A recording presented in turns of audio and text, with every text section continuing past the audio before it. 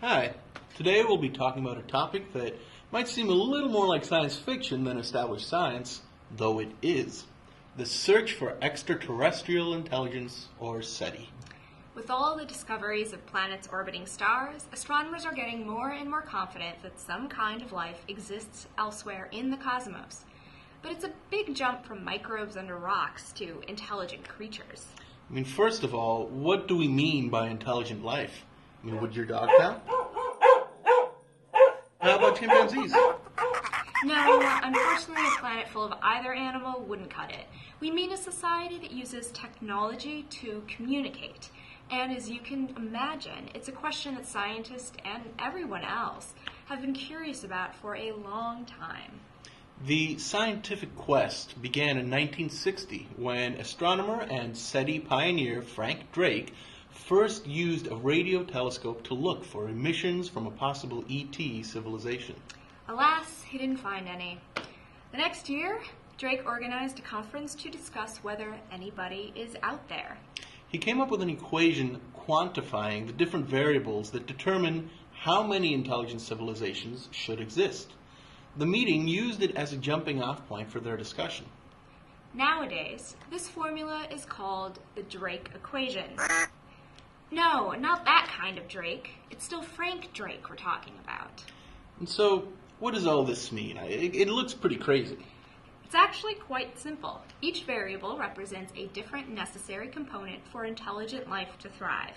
Without each of these favorable conditions, intelligent life as we know it can't form. So let's start out here and look at our star, which in addition to sounding pretty fly, is the average rate of star formation, at least for those that could harbor life. I'd say that's about 12 per year. But I'm not so optimistic and say it's just 10 per year. FP is the fraction of those stars that have planets, so my guess is 7/10. And here I'd say 8/10.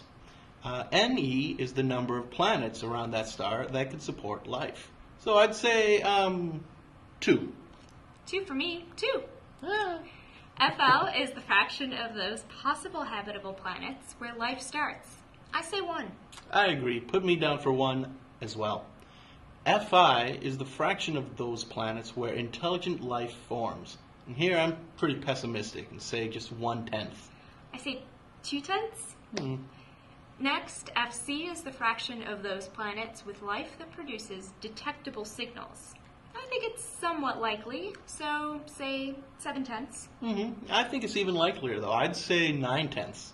And finally, L is the average lifetime of a communicating civilization.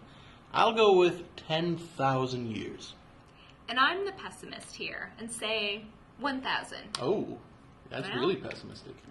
The result when you multiply all those factors is N. How many of the civilizations should exist in our galaxy right now?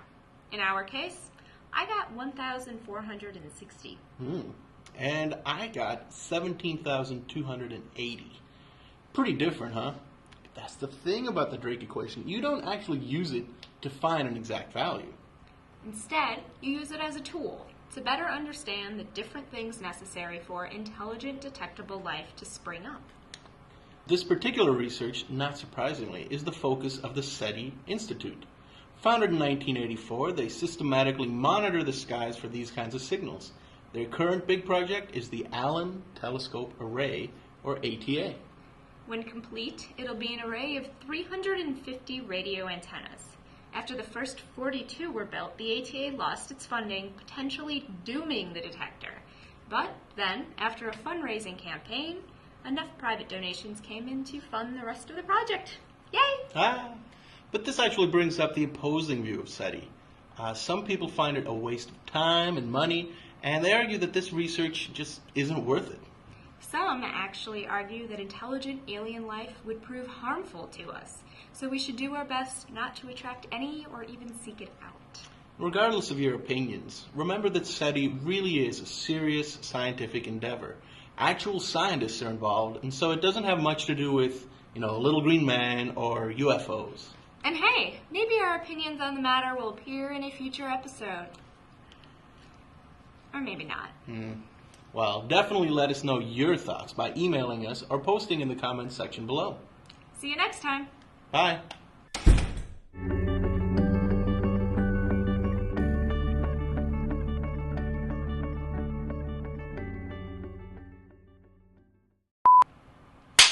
So it doesn't really have much to do with, little green men or UFOs or Bigfoot or the Loch Ness Monster. Those, I don't think are aliens. If you bring one in, it's a party. They all come, right? I'd say that's about 12. I'm not so optimistic. God, I keep doing that. Optimistic.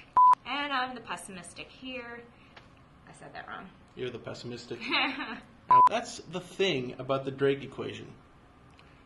You don't use it to find an exact value.